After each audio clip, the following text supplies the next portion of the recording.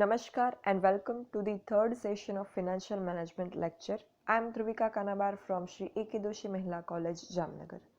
આપણે નાણાકીય સંચાલન વિષયમાં યુનિટ 4 નવી નાણાકીય સંસ્થાઓ અને નવા નાણાકીય સાધનો આ યુનિટ કન્ટિન્યુ કરી રહ્યા છીએ, જેમાં આપણે નવી નાણાકીય સંસ્થાઓ વિશે ડિસ્કશન કરી લીધું છે અને હવે આપણે નવા નાણાકીય સાધનો વિશે ડિસ્કશન કરી રહ્યા છીએ. એમાં પણ આપણે commercial paper, certificate of deposit એટલે કે થાપણ પ્રમાણપત્ર, સિક્યુરિટાઇઝેશન ઓફ ડેટ, પછી SPNs secured premium notes with detachable warrants, non convertible debentures with detachable warrant NCDs વિશે ડિસ્કશન કર્યું. હવે આ સેશનમાં આપણે ડિસ્કસ કરવાના છીએ ઝીરો ઇન્ટરેસ્ટ ફુલ્લી કન્વર્ટિબલ ડિબેન્ચર્સ વિશે. ઝીરો ઇન્ટરેસ્ટ એટલે વ્યાજ, શૂન્ય વ્યાજ. ઇન્ટરેસ્ટ મતલબ કે વ્યાજ. ફુલ્લી કન્વર્ટિબલ એટલે જેને પૂરેપૂરી અમાઉન્ટમાં કન્વર્ટ કરી શકાય એવા. ફુલ્લી કન્વર્ટિબલ અને એ સિવાય બીજું હોય પાર્ટલી કન્વર્ટિબલ. તો એ બેનમાં શું તફાવત હોય? તો જે ફુલ્લી કન્વર્ટ ડિબેન્ચર્સ હોય એ પૂરેપૂરી રકમ એની જે છે એ ઇક્વિટી શેરમાં કન્વર્ટ થઈ શકે, અને જે પાર્ટલી કન્વર્ટિબલ હોય એ અંશતઃ કન્વર્ટ થઈ શકે, અંશતઃ રૂપાંતરણ એનું થઈ શકે. એટલે ડિબેન્ચર્સની જે પૂરી રકમ હોય એનું કન્વર્ઝન પૂરેપૂરું ના થઈ શકે બીજા કોઈ ફોર્મમાં, બટ અંશતઃ રૂપાંતર થઈ શકે, એને કહેવાય પાર્ટલી કન્વર્ટેબલ. અને જેનું પૂરેપૂરું રૂપાંતરણ થઈ શકે, કન્વર્ઝન થઈ શકે, એને કહેવાય ફુલ્લી કન્વર્ટેબલ ડિબેન્ચર્સ. અહીંયા આપણે વાત કરીએ છીએ ઝીરો ઇન્ટરેસ્ટ ફુલ્લી કન્વર્ટેબલ ડિબેન્ચર્સની.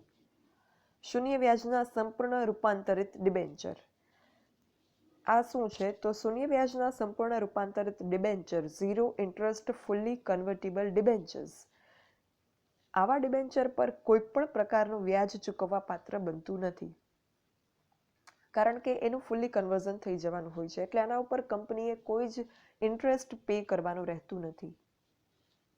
સંપૂર્ણ ભરપાઈ થયેલા zero interest fully convertible debentures, એને શોર્ટ ફોર્મમાં ઝીરો કન્વર્ટેબલ ડિબેન્ચર્સને ZIFCDs કહેવામાં આવે છે. ZIFCDs, zero interest fully convertible debentures. તો જે આ ZIFCDs છે, સંપૂર્ણ ભરપાઈ થયેલા ફુલ્લી પેડ અપ ZIFCDs, એને નક્કી કરેલ સમય મર્યાદામાં સ્વયં ફરજિયાત રીતે ઇક્વિટીમાં રૂપાંતર થાય છે.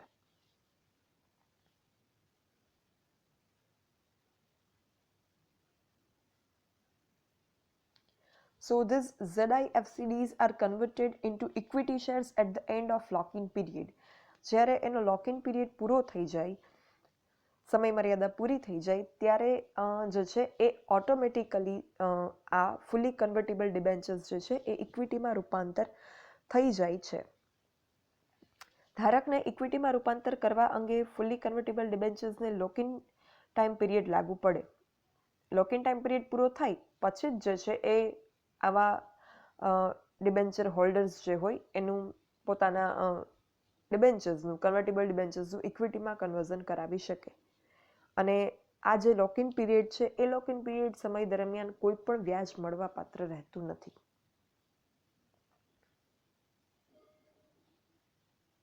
નો interest is paid until maturity. પૂરા ભરપાઈ થયેલા ઝીરો ઇન્ટરેસ્ટ ફુલ્લી કન્વર્ટેબલ ડિબેન્ચર્સનું જ ઇક્વિટીમાં રૂપાંતર થાય છે. એટલે ફુલ્લી પેડ અપ હોવા પણ જરૂરી છે. પૂર્ણ ભરપાઈ થયેલા હોય તો જ એનું ઇક્વિટીમાં રૂપાંતર થઈ શકે, બાકી ઇન્ટરેસ્ટ એના ઉપર કંઈ મળશે નહીં. કંપની જ્યારે હકના શેર બહાર પાડે, રાઇટ શેર્સ, તમને ખ્યાલ છે as a student of accounting કે કંપની જે છે એ કેવા સંજોગોમાં રાઇટ શેર્સ બહાર પાડે? રાઇટ શેર્સ કેને કહેવાય? બોનસ શેર્સ કેને કહેવાય? તો કંપની જ્યારે હકના શેર બહાર પાડે, રાઇટ શેર્સ બહાર પાડે, ત્યારે zero interest fully convertible debentures ZIFCDsને પણ હકના શેર ઓફર કરવા પડે છે. જે આવા ડિબેન્ચર હોલ્ડર હોય કે જેની પાસે zero interest fully convertible debentures હોય, એવા હોલ્ડર્સને, એવા ધારકોને, ZIFCDsના ધારકોને પણ company has to offer right shares.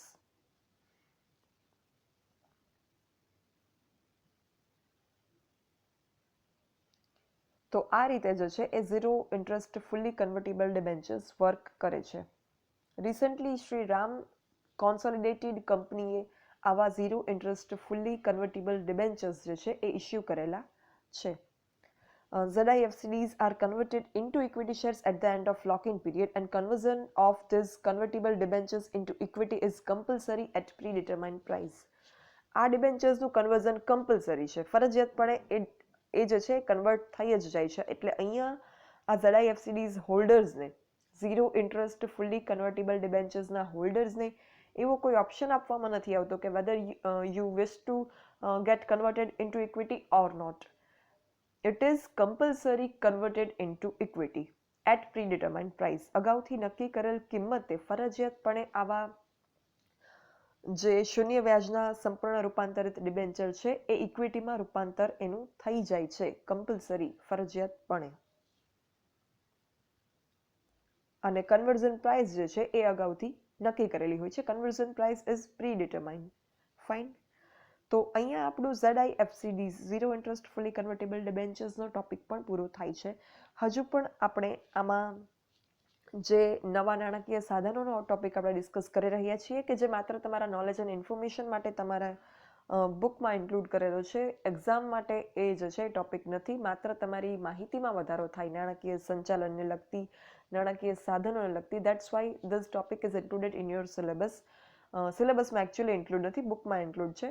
સિલેબસમાં માત્ર નવી નાણાકીય સંસ્થાઓ જે છે, ન્યૂ ફિનાન્શિયલ ઇન્સ્ટિટ્યુશન્સ, કે જેની આપણે અગાઉ ચર્ચા ઓલરેડી કરી લીધી છે. Venture capital institutions, mutual fund institutions and so on. જે કોઈ સંસ્થાની આપણે વાત કરી, ક્રેડિટ રેટિંગ ઇન્સ્ટિટ્યુશન્સની આપણે વાત કરી, OTCEI, NSDL, NSEI, એ બધી સંસ્થા સિલેબસમાં ઇન્ક્લુડેડ છે. બટ આ જે નવા નાણાકીય સાધનો છે એ તમારે બુકમાં જ ઇન્ક્લુડ છે for the sake of knowledge and information.